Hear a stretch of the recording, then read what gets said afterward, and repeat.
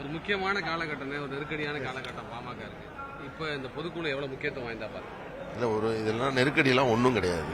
அதனால ஒரு பரபரப்பாக அவங்கள மாதிரி ஊடகங்களால் பரபரப்பாக பேசப்படுது. மற்றபடி நேற்று அந்த வழக்கு போட்டாங்க. அந்த வழக்கு பொதுக்குழு நடத்துவதற்கு தடை இல்லைன்னு சொல்லிட்டாங்க.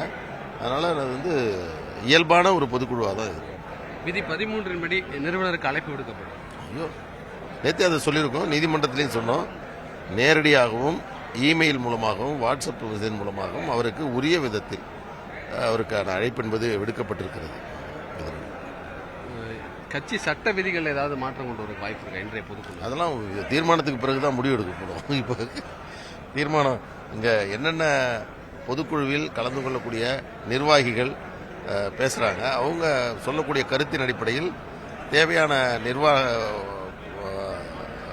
தீர்மானங்கள் வடிவமைக்கப்பட்டு அது தீர்மானமாக கொண்டு வரும். நிறுவனர் மருத்துவர் ராமதாஸ் இல்லாமல் நடைபெறக்கூடிய முதல் பொதுக்குழு, அவர் கலந்து கொள்ளாத ஒரு பொதுக்குழுவா இருக்கு அப்படின்னு நீங்க சொல்லாதீங்க. நாங்கள் வருவார் என்று எதிர்பார்க்கிறோம், வரணும்னு விரும்புகிறோம். நாளைக்கு பூம்புகாரில் நடைபெறக்கூடிய மாநாட்டுக்கு அன்புமணிக்கு அழைப்பு விடுக்கப்படலை, அவரை புறந்தள்ளி இருக்காங்க. பார்க்கலாம்.